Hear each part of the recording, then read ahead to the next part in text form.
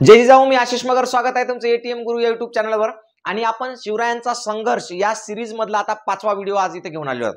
तत्पूर्वी 4थ्या व्हिडिओमध्ये काय झालं होतं एक रिकॅप पाहू आपण, म्हणजे मागे काय झालं होतं आपल्या व्हिडिओमध्ये नेमकं। तर पहा, शहाजीराजे हे वेड्यातून निसटले होते। त्यांना वेडा कोणी दिला होता? त्यांना वेडा दिला होता त्यांचेच सासरे लखुजी जाधव यांनी वेडा दिला होता। आणि मग शहाजीराजे त्या वेड्यातून निघाल्यानंतर त्यांनी काय केलं तर लखुजी जाधवांनी त्यांचा पाठलाग केला।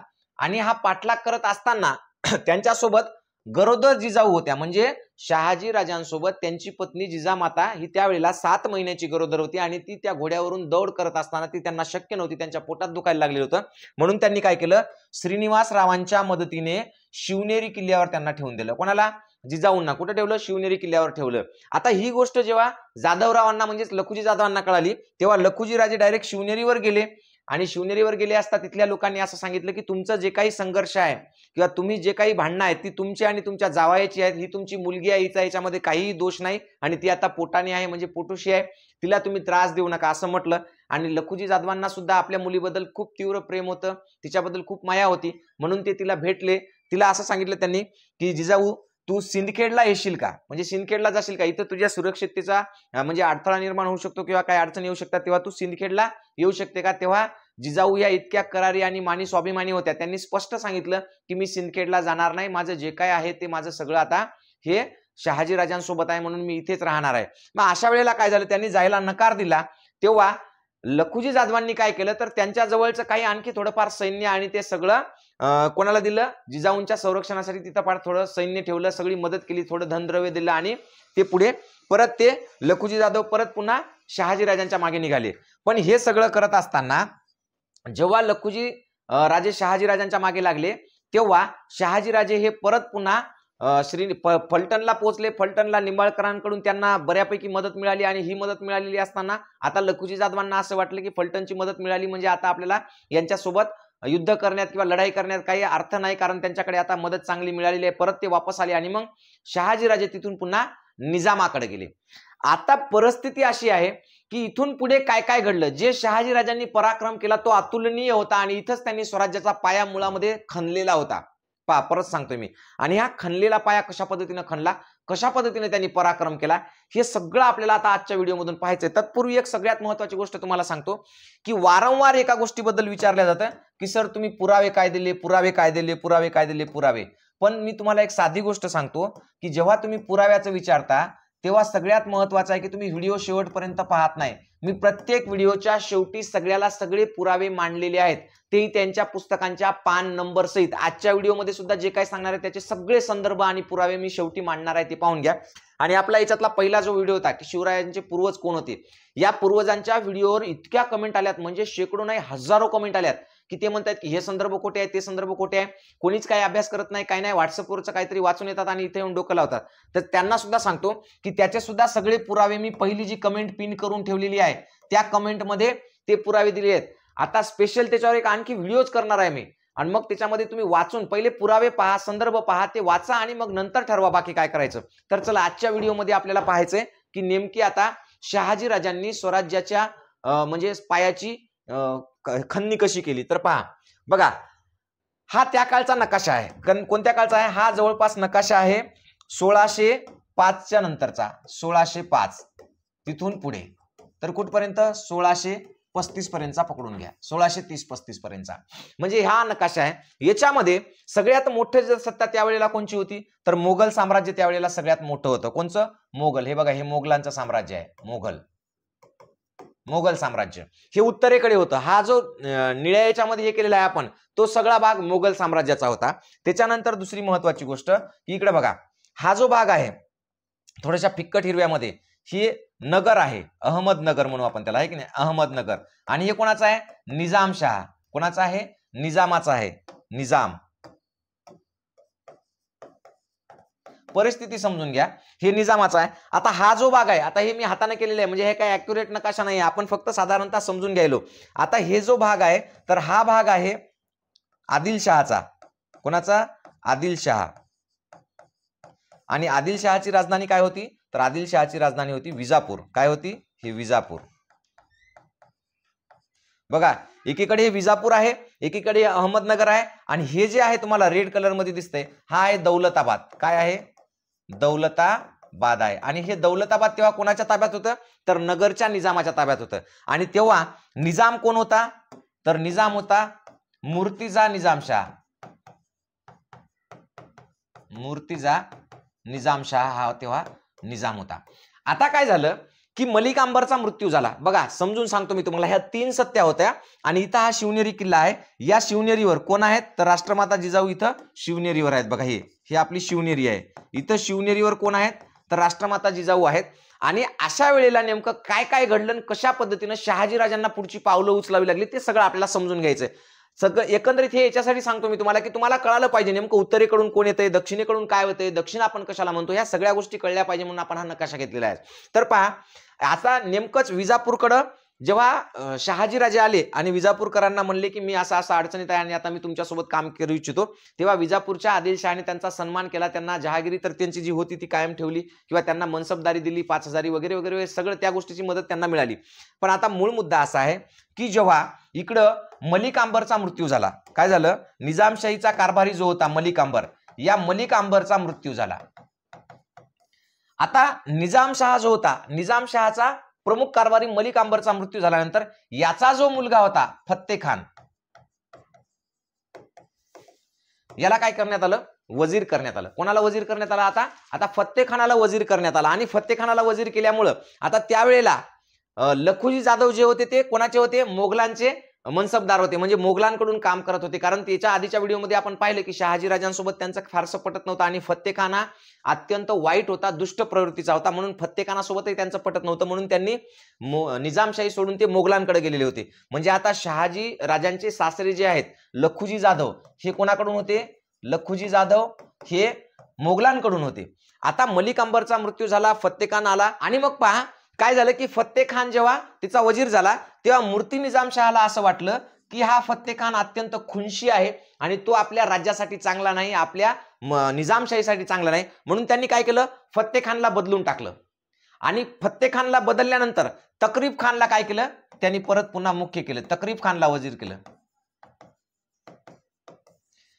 आता तकरीब खान जेव्हा वजीर झाला तेव्हा लखुजी जाधवांना असं वाटलं की आपण आता परत पुन्हा मोगलांकडे राहण्यापेक्षा निजामशाहीत जावं का, कारण निजामशाहीमध्ये त्यांना फार मोठा मान होता, निजामशाहीचे ते एक प्रमुख सरदार होते. आणि इकडं शहाजीराजे सुद्धा थोडेसे विजापूरकडे गेलेले होते, म्हणून त्यांना वाटलं होतं आपण इकडे परत जावं का नाही. याच वेळेला काय केलं, याच वेळेला या मूर्ती निजामशाह अत्यंत खुनशी होता. यांनी काय केलं, लखुजी राजांना निरोप पाठवला की आम्हाला तुमच्यासोबत मसलत करायची आहे, तुम्ही आमच्याकडे परत या आणि तुम्ही दौलताबादच्या किल्ल्यावर भेटायला. यांना बोलवलं. मग जेव्हा लखुजी जाधव जेव्हा दौलताबादच्या किल्ल्यावर भेटायला आले तेव्हा यांनी दगाफटका केला. कोणी, मुर्तिजा निजामशहाने. आणि यांनी काय केलं, लखुजी जाधवांना तर मारलं, त्यांचा मुलगा आणि त्यांचा नातू अशा 3 जणांना या दौलताबादच्या दरबारामध्ये त्यांच्याकडून शस्त्र काढून घेतले आणि निशस्त्र असताना त्यांच्यावर अचानकपणे हल्ला केला आणि त्या तिघांनाही त्यांनी मारून टाकलं. यावेळेला किल्ल्याच्या बाहेर त्यांची पत्नी आणि त्यांचा भाऊ दोघे जण थांबलेले होते त्यांचं सैन्य घेऊन. त्या दोघांना जेव्हा कळालं की दरबारामध्ये लखुजी जाधवांना, त्यांच्या मुलाला आणि नातवाला तिघांनाही मारून टाकलेलं आहे, तेव्हा अशा वेळेला हे जे बाहेर जे होते त्यांची पत्नी आणि भाऊ ते दोघही जण परत सिंदखेडला आले. हे काय आहे, तर हे सिंदखेड आहे बघा. ते सिंदखेडला त्यांचं सैन्य घेऊन वापस आले. आणि मग काय केलं, सिंदखेडला आल्यानंतर यांनी परत म्हणजे जाधवांच्या, लखुजीराव जाधवांच्या पत्नीनं परत काय केलं, मोगल बादशहाला असं पत्राद्वारे कळवलं की बाबा आम्हाला तिकडे दगाफटका झाला आणि त्याच्यामध्ये माझे पती म्हणजे लखुजी जाधव यांचा मृत्यू झाला, त्यांच्या मुलाचाही मृत्यू झाला, नातवाचाही मृत्यू झाला. म्हणून आता माझ्यासोबत त्यांचे भाऊ म्हणजे आमचे दीर, कोणाचे दीर, तर त्या लखुजी जाधवांच्या पत्नीचे दीर ते आहेत बाबा. आणि त्या दीरांना काय करा, तुम्ही तुमच्याकडे जी लखुजी जाधवांना जी मनसबदारी आणि जहागिरी होती ती परत द्या. म्हणून मग काय केली, लखुजी जाधवांच्या दीराला ती मनसबदारी आणि ती जहागिरी परत देण्यात आली. म्हणजे अशा पद्धतीनं एकीकडं लखुजी जाधवांचा मृत्यू झाला, त्यांच्या मुलाचा मृत्यू झाला, त्यांच्या पुतण्याचा, त्यांच्या नातवाचा मृत्यू झाला. आणि ही गोष्ट जेव्हा शहाजीराजांना कळाली तेव्हा शहाजीराजे अत्यंत उद्विग्न झाले. जरी ते त्यांचे विरोधक होते तरी समजा ते त्यांचे सासरे होते. शेवटी काही गोष्टी 2 पक्ष दोन्हीकडून असताना एकमेकांसोबत लढाई करावी लागते, या सगळ्या गोष्टी कराव्या लागतात. पण त्यांना दुःख झालं आणि मग त्यांना या दुःखामध्ये एक त्यांना असा सहज प्रश्न पडला की आपण किती दिवस असं विजापूरच्या म्हणा किंवा निजामाच्या आपण किती दिवस सावलीत राहायचं किंवा किती दिवस चाकरी करायची, आपण काय करू, स्वतःचं काहीतरी निर्माण करू. आणि असं त्यांनी ठरवलं. आणि असं ठरवल्यानंतर त्यांनी पार संगमनेर पासून इथून तर हा सगळा प्रदेश त्यांनी जिंकून घेतला, कोकणातला बराचसा. शिवनेरीपर्यंतचा, आणि एवढा असं स्वतःचं अशा पद्धतीने एक स्वतःचं राज्य निर्माण केलं. पहा, राज्य निर्माण केलं स्वतःचं स्वतंत्र. आता तुम्ही म्हणाल की आपण स्वतंत्र तर छत्रपती शिवाजी महाराजांनी निर्माण केलं, पण नाही, त्यापूर्वी सुद्धा शहाजी राजांनी काय केलं, स्वतःचे सैन्य जमवले, 5-6 हजार सैन्य जमा झाले, सगळं घोडदळ जमा झालं, सगळं केलं, आणि त्यांनी एवढा प्रदेश जिंकून घेतला. आणि पहा, एवढा प्रदेश जिंकून घेतला आणि स्वतःचं स्वतंत्र राज्य निर्माण केलं, पण त्याला त्यांनी स्वतंत्र म्हटलं नाही. जेवढा घेता येईल तेवढा प्रदेश त्यांनी घेतला. हे सगळं घेत असताना त्यांनी काय केलं, विजापूरकरांचा सुद्धा काही प्रदेश त्यांनी जिंकून घेतला. मग विजापूरकर काय झाले, त्यांच्यावर नाराज झाले.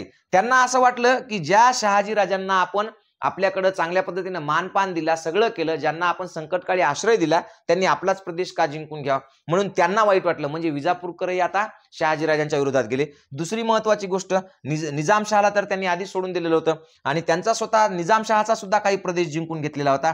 त्याच्यामुळं ते सुद्धा काय झाले, त्याच्यावर नाराज झाले. आता एवढं सगळं झालेलं असताना एक महत्वाची घटना दिल्लीच्या मोगलशहाकडून घडत होती. पहा, तर बघा, आता दिल्लीतल्या मोगलांचा इकडे दक्षिणेकडचा सुभेदार जो होता किंवा सरदार जो होता, तो होता खानजहान लोधी. काय नाव होतं याचं, खानजहान लोधी. पण हा अत्यंत भ्रष्ट होता. कसा होता, भ्रष्ट, एकदम भ्रष्ट. आणि मग हा काय करायचा, इकडे या निजामासोबत किंवा आदिलशहासोबत कोणत्याही पद्धतीनं म्हणजे भ्रष्टाचार करून पैसे घेऊन त्यांच्याकडून खंडण्या घेऊन काय करायचा, त्याच्या भागातल्या काही प्रदेशामध्ये त्यांना वेगवेगळ्या पद्धतीनं घुसू द्यायचा. मग हे सगळं जेव्हा दिल्ली दरबारामध्ये शहाजहानला माहीत झालं, तेव्हा काय केलं, मग शहाजहानला असं वाटलं, इथं कोण होता, शहाजहान होता. पहा, तेव्हा शहाजहानला असं वाटलं की आपण या खानजहानचा बंदोबस्त केला पाहिजे, म्हणून यांनी काय केलं, याला आग्र्याला बोलवून घेतलं. म्हणले, खानजहान भाई तुम आग्रा चले आओ, बोले तुमसे बात करनी है अपने को. मग ये खानजहानला कळून गेलं की ये बात कुछ नहीं करेगा, उधर जाके अपने को मार डालेगा, म्हणून हे काय म्हणला, आपल्याला इकडे जायचं नाही म्हणला. आता काय करू म्हणलं, आपण नवीन प्लॅन करू. यांनी काय केलं, यांनी या निजामाला सोबत घेतलं. निजामाला म्हणले, हम दोनों भाई भाई बोले, आपण क्या करेंगे, मुगलों से लढेंगे बोले, दोनों मिलके. निजामाला वाटलं खरंच आहे, आपल्याकडे ऑलरेडी आता लखुजी जाधव बी राहिले नाहीत, तिकडं शहाजी भोसलेंनी सुद्धा काय केलंय, शहाजी राजांनी सुद्धा स्वतःचं स्वतंत्र हे तयार केलंय, आपण थोडेसे कमकुवत आहोत, इकडे आदिलशहाचं आपलं पटणं झालंय, आपण चारही बाजूने घेऱ्यात आहेत, आपण काय करू म्हणले, ठीक आहे, खानजहान लोधीला सोबत घेऊत म्हणले, कारण खूप मोठा बलाढ्य सरदार आहे ना, आपण दोघं जण मिळून काय करू म्हणले, मोगलांशी भांडण करू म्हणले. आता इकडे खानजहान लोधी लय कलाकार, हे इकडून यायला बी जाऊन भेटला कोणाला, शहाजी राजांना. शहाजी राजांना म्हणलं, आपण मिलके क्या करेंगे बोले, मोगलों से लढेंगे बोले. शहाजी राजे ऑलरेडी परेशान होते, त्याला माहित होतं आज नाही उद्या मोगलांसोबत लढावंच लागणार आहे, कारण सगळ्यात मोठी सत्ता मोगल सत्ता आहे, आणि या मोगल सत्तेला निजामशाही आणि आदिलशाही दोन्ही संपून टाकायचं आता, आणि स्वतःचं राज्य भारतभर वाढवायचंय. त्याच्यामुळे यायला वाटलं हे बरा चान्स आहे, मस्त नंबर 1 चान्स आहे म्हणले. मग काय झालं, इकडून शहाजी राजे, इकडून निजाम, आणि असा खानजहान लोधी, हे तिघ जण काय केले, एकत्र आले. हे एकत्र आल्यावर काय झालं, इकडे शहाजहानला कळालं, त्याला माहित झालं की आता खानजहान लोधी सोबत निजाम पण आलेत आणि शहाजी राजे पण आलेत, आणि असं जर झालं, या तिघांना जर इथल्या जर मोगलांच्या सैन्याला हरवलं, तर म्हणले आपला कार्यक्रम वाजला, आपण अख्खा भारत जिकायचं स्वप्न पाहिलं, म्हणले आपल्याला इथंच हरावं लागल. यांनी काय केलं, भलं मोठं सैन्य पाठवलं इकडं. मग असं खतरनाक सैन्य पाठवलं, मोठ्याच्या मोठं, लाखोच्या संख्येनं हे सगळं इकडं आलं, आणि हे तिघं, आणि मग याच्यामध्ये घनघोर युद्ध झालं. या युद्धामध्ये मोगल सैन्य जिंकलं, एवढं सगळं तिघं एकत्र असून सुद्धा मोगल सैन्य जिंकलं. खानजहान लोधी पराभूत झाला, आणि हे पराभूत झाल्यानंतर इकडच्या मार्गे असं याला पेशावरला पळून जायचं होतं, म्हणून हे इकडे पळत निघला खानजहान लोधी. त्याच्या मागं मोगल सैन्य लागलं, आणि मोगल सैन्य लागल्यावर काय झालं, हे पळून पळून पळून पळून लोधी कटाळून गेला. त्याला वाटलं आता जे होईल ते होईल, एकदाच पुन्हा एकदा आपण लढूताच, म्हणून ते वापस फिरला. या दोघांमध्ये घनघोर युद्ध झालं, आणि खानजहान मारला गेला. काय झाला, खानजहान मारला गेला. पण खानजहान मारल्यानंतर शहाजहान थांबला नाही. शहाजहाननं वापस फरमान सोडलं की खानजहानला जे कोणी दक्षिणेतले लोक मिळाले होते त्यांना मी पूर्णपणे संपून टाकल्याशिवाय थांबणार नाही, असं म्हणल्याबरोबर निजाम तर घाबरलाच. त्याला वाटलं आता काही खरं नाही, कारण तिघजण एकत्र लढून मोगल आपल्याला ऐकले नाही, तर आता कसे ऐकतील. त्याच्यामुळे हे निजाम घाबरला. आता निजाम घाबरला तर निजामाला काय वाटलं, हे सगळं आपल्या संग काऊन चालू आहे म्हणले, कारण आपण काय केलं होतं, तर आपण फत्ते खानला बदललं आहे की नाही, आणि फत्ते खानच्या जागी आपण काय केलं, कोणाला केलं होतं म्हणले, तकरीब खानला आपण काय केलं म्हणले, वजीर केलं होतं. या तकरीब खानामुळेच आपल्याला पनौती लागली म्हणले, असं निजामाला वाटलं. आता आपण पनौती काढून टाकू म्हणले. मग तकरीब खानला काढून टाकलं, आणि तकरीब खानला काढून पुन्हा काय केलं, फत्ते खानला त्यांनी वजीर केलं. पहा, लक्षात येतंय तुम्हाला.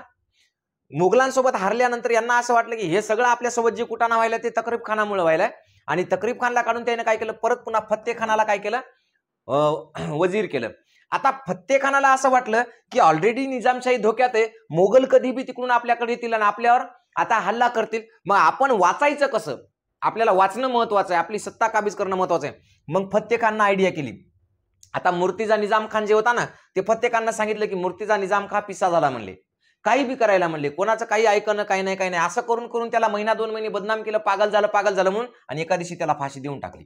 कोणाला? मुर्तिजा निजामशहाला, म्हणजे निजामशहाचाच काटा काढून टाकला त्यानं. आणि दुसरा एक 10 वर्षाचा त्याच कुटुंबातला एक होता, त्याला काय केलं?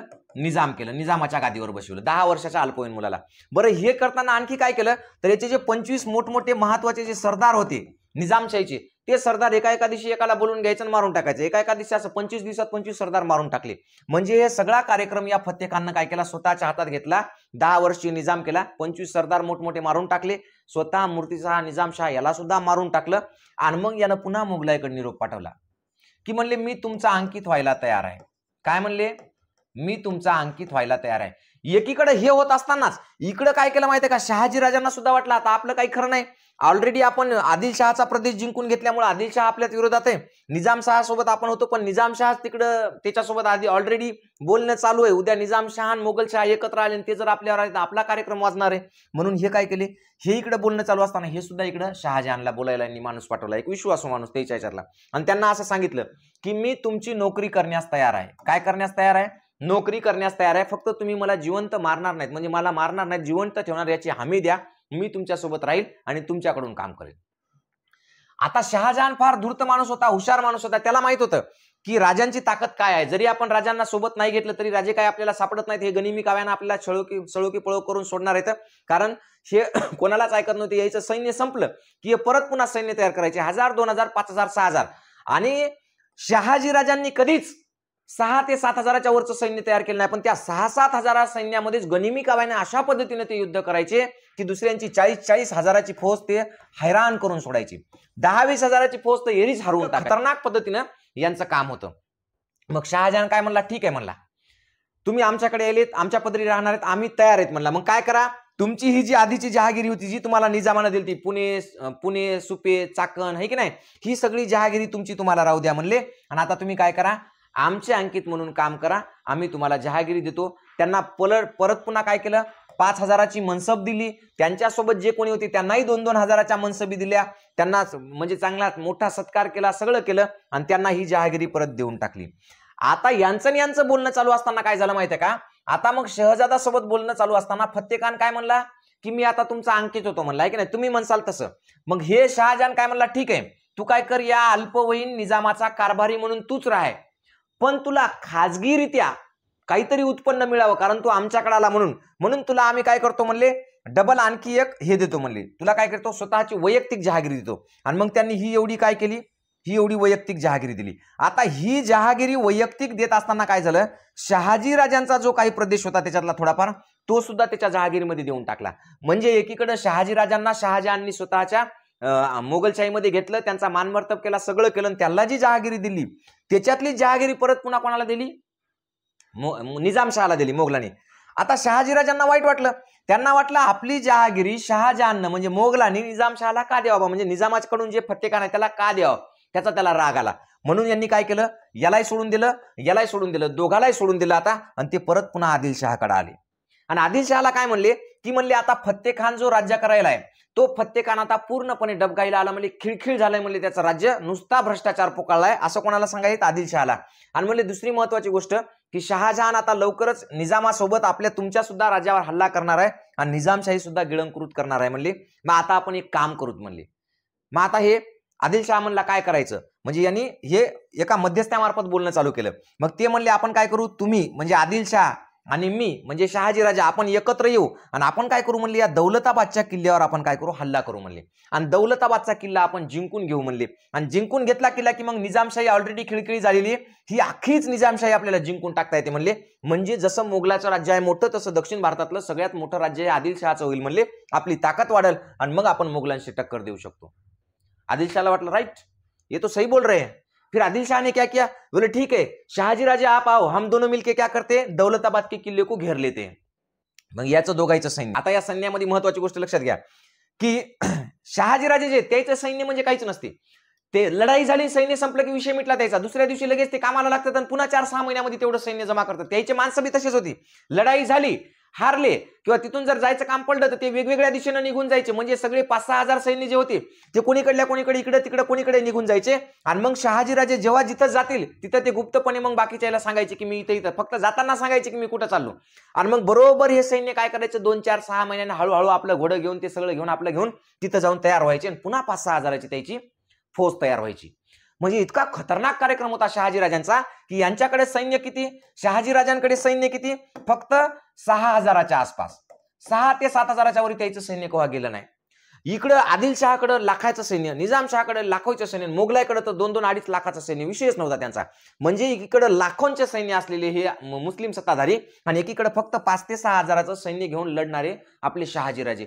तरी सुद्धा कार्यक्रम खतरनाक होता त्याचा. आणि मग काय झालं, हे दोघं जण आदिलशहा आणि शहाजीराजे दोघं जण इथं आले. कुठं, दौलताबादला. जरासं पुसतो बरं का, आपल्याला कळायला पाहिजे काय व्हायला ते, हे की नाही, म्हणून थोडंसं पुसतो. आता हा जो दौलताबादचा जो किल्ला आहे, हा किल्ला, या किल्ल्याला काय झालं, हे आदिलशहा आणि शहाजीराजे दोघं जण मिळून आता इकडे निघले. कशासाठी, दौलताबादचा किल्ला जिंकायसाठी. आता इथं कोण होता, फत्तेखान होता. फत्तेखानला काय वाटलं, हे दोघं जण जर मिळून आले, आपला काही निभाव लागत नाही, हे आपल्याला 100% हरवतात. यांनी लगेच काय केलं, आता हे इथं जे खानजहान लोधी होता, ते लोधी मेल्यामुळं लोधीच्या जागेवर काय केलं होतं, लोधीच्या जागेवर आता इथं नवीन एक सरदार दिला होता त्यांनी, त्याचं नाव होतं मोहब्बत खान. काय होतं, मोहब्बत खान. हा दक्षिणेकडचा कारभार पाहायचा मोहब्बत खान. आता मग काय केलं निजामानं या मोहब्बत खानाकडे गेला आणि याला म्हणला की आदिलशहा आणि शहाजीराजे दोघं जण मिळून आता दौलताबादचा किल्ला जिंकायला येत आहेत, कृपया तुम्ही मला वाचवा. मग मोहब्बत खाननं काय केलं, खूप मोठं सैन्य घेतलं आणि या किल्ल्याला वेढा दिला. कोण, मोहब्बत खाननं वेढा दिला. बरं का दिला वेढा, कारण यांना हे भेदून किल्ल्यावर जाता येऊ नये, किल्ला जिंकून घेता येऊ नये. 6 महिने चालला भाऊ कार्यक्रम, 6 महिने. आदिलशहा आणि इकडं शहाजीराजे या दोघांनी या सैन्यासोबत तुफान लढायचा प्रयत्न केला. पण मोहब्बत खानाचं सैन्य इतकं मोठं होतं मुघलांचं की हे जिंकूच शकले नाही. आता जिंकताच येणं झालं, 5-6 महिन्यापासून आपण बेजार आहे. मग काय करायचं, आदिलशहाला काय म्हणायचं. मग काय केलं यांनी, काय केलं शहाजीराजांनी आणि आदिलशहानी एक प्लॅन केला. प्लॅन काय केला, हे जे मधात मोहब्बत खान होता किल्ल्यात बसलेला, किल्ल्यामध्ये बसलेला जो फतेखान होता, म्हणले आपण काय करू, डायरेक्ट फतेखानालाच हे करू म्हणले, फितू. यांनी काय केलं, गुप्तहेर पाठवले फतेखानाकडे, या विड्यातून पाठवले. शहाजीराजे लय भारी, लय कलाकार, कोठून बी कसे बी घुसायचे ते. मग त्यांनी काय केलं, माणसं पाठवली आणि फतेखानाला काय म्हणले, हे बघ म्हणले फतेखान, असं बिन तसं बी तू राज्य येरी बिन तेरी बी कोण खाणार आहे, शहाजहानच घेऊन जाणार आहे, म्हणजे मुघलांकडे जाणार आहे. त्याच्यापेक्षा एक काम करू म्हणले, जर समजा म्हणले तू आमच्या सोबत आला, काय म्हणले, जर तू आमच्या सोबत आला तर एक महत्वाचं काम करू म्हणले, आपण तिघं जण मिळून, तू काय कर म्हणले, किल्ल्यातून वरूनच डायरेक्ट त्याच्यावर काय कर म्हणले, दारुगोळे फोड, म्हणजे तोफायचा मारा कर म्हणले. तू तोफायचा मारा किल्ल्यातून याच्यावर कर, आम्ही इकडून यायला हे करतो, आणि असं करून आपण याला हरवल्यानंतर आपण तिघं एकत्र येऊ म्हणले, तिघं जण मिळून या मोगलाईचा आपण शिरकाव म्हणजे त्यांचा बंदोबस्त करू म्हणले. त्यांना दक्षिणेत येऊ राहील, तुझला राज्य राहील, आमचा आम्हाला राहील, आणि शहाजीराजाचं शहाजीराजाला राहील.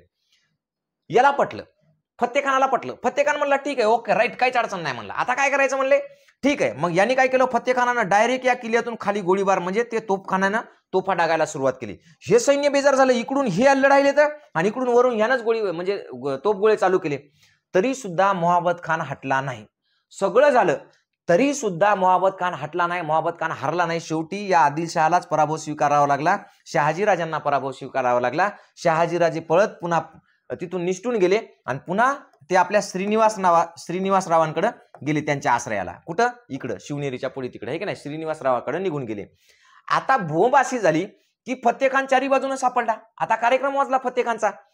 आता मोगलाई सोबत बी त्याने मोगलाईवरच हल्ला केला. मग फतेखानला काय झालं, याईनं पकडलं, कोण, या मोहब्बत खाननं पकडलं आणि याला कैद करून टाकलं. फतेखानला कैद केलं आणि 1632 ची गोष्ट असली की तेव्हा काय झालं, निजामशाही संपुष्टात आली. निजामशाही काय झाली, संपुष्टात आली. मोगलांनी काय केलं, निजामशहाचा वजीरच काय केला, हे केला, कैद करून टाकला आणि निजामशाही जवळपास संपुष्टात आली. आणि मग आता हे दोघं जण आदिलशहा आणि शहाजीराजे वापस आले. आता शहाजहानला असं वाटलं की निजामशाही संपली, आता काय उरलंय फक्त तर आदिलशाही तेवढीच आपल्याकडे उरलेली आहे, तिथं आपण कधीही जिंकू शकतो. आता मोहब्बत खान काय झालं, इथं दौलताबादच्या किल्ल्यामध्ये आला. आता हे सगळा त्याचा प्रदेश झाला. आता निजामशाही जवळपास संपुष्टात आली, काही अडचण राहिली नाही. पण मूळ मुद्दा असा होता की शहाजीराजे जे होते, शहाजीराजांचा हा जो प्रदेश होता तो मात्र शहाजीराजांनी सोडला नाही. शहाजीराजांनी तो प्रदेश जशाला तसा आपल्या ताब्यामध्ये ठेवला. तो कमी झाला, कधी इकडे गेला कधी तिकडे गेला, पण तो प्रदेश तसाच होता. आणि मग शहाजीराजांना काय केलं, गनिमी पद्धतीनं या दौलताबादच्या किल्ल्यावर आणि मोगलांच्या सैन्यावर हल्ले चालूच ठेवले. इतकं खतरनाक पद्धतीनं केले की मोगलांच्या सैन्याला सळो की पळो करून सोडले यांनी. आता मोहब्बत खान खूप चिडला, इतका भयानक चिडला, त्याला इतका राग आला, त्याला वाटलं काही झालं तर चालते पण आपल्याला शहाजी राजाचा बंदोबस्त करावाच लागणार. आणि मग हे बंदोबस्त करायचा असं जेव्हा त्याच्या डोक्यात आलं तेव्हा निजामाचा एक सरदार होता, त्या सरदाराला त्यांनी असं सांगितलं की जर तुला वाचायचं असेल आणि तुला जर मोगलांकडे नोकरी करायची असेल तर तुला एक ऑफर देतो म्हणले. काय कर म्हणले, इथं जे शिवनेरी किल्ला आहे की नाही, या शिवनेरी किल्ल्यावर शहाजी राजांची पत्नी म्हणजे जिजाऊ आहे म्हणले. कोण आहे, जिजाऊ आहे. तू काय कर, या जिजाऊला कैद करून मोगलांच्या छावणीमध्ये आण, कैद करून, तर तुला आम्ही काय करतो, मोगलांकडे नोकरीला घेतो आणि तुला जहागिरी किंवा जे काय आहे ते तुला परत देतो. मग आता हे सरदार काय झाला, इथं आला, त्यांनी काय केलं, वेगवेगळ्या पद्धतीने मुत्सद्दी पद्धतीने की काय काय केले, कुटाने 100 कुटाने केले आणि जिजाऊंना कैद केलं आणि मोगलांच्या छावणीमध्ये घेऊन गेले. आता जेव्हा ते मोगलांच्या छावणीमध्ये घेऊन गेले तेव्हा जिजाऊ एकट्या नव्हत्या, त्यांच्यासोबत छत्रपती शिवाजी महाराज सुद्धा होते. 2 ते 3 वर्षाचे असतील छत्रपती शिवाजी महाराज. तर छत्रपती शिवाजी महाराज सुद्धा आता मोगलांच्या छावणीत म्हणजे मोगलांच्या कैदेत गेले. अशा पद्धतीनं या मोहब्बत खाननं शहाजीराजांचा बदला घ्यायसाठी म्हणून राष्ट्रमाता जिजाऊ आणि त्यांचे पुत्र शिवाजी महाराज या दोघांनाही मोगलांच्या कैदेमध्ये आता नेलेलं आहे.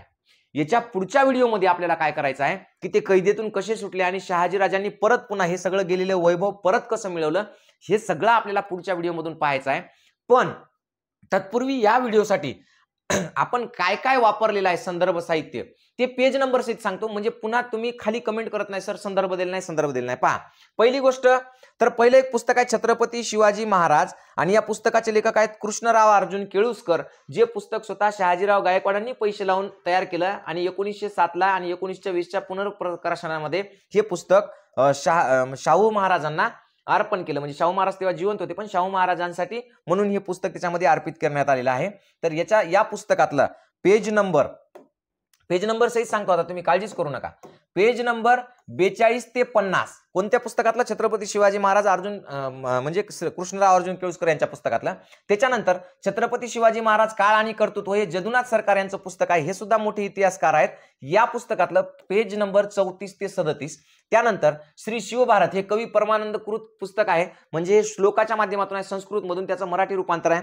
तर हे पुस्तक स्वतः शिवाजी महाराजांनी त्यांच्या दरबारी असलेल्या कवीकडून स्वतःचं म्हणजे काय म्हणतो आपल्याला आत्मचरित्र किंवा जीवन वृत्तांत लिहून घेतला होता. तर हे स्वतः शिवाजी महाराज जिवंत असताना कवी परमानंदांनी संस्कृत मधून अध्याय रूपानं लिहिलेले पुस्तक आहे, म्हणजे शिवाजी राजांच्या हयातीत लिहिलेलं पुस्तक आहे. या पुस्तकातलं पेज नंबर 52 ते 59 मध्ये शहाजी राजांबद्दलची माहिती आली त्याच्यावरून. आणि महत्वाचं म्हणजे महाराष्ट्राचा इतिहास मराठा कालखंड भाग 1 हे जे पुस्तक आहे महाराष्ट्र राज्य साहित्य आणि संस्कृती मंडळ मुंबई, म्हणजे स्वतः महाराष्ट्र शासनानं हे पुस्तक हे केलेलं आहे.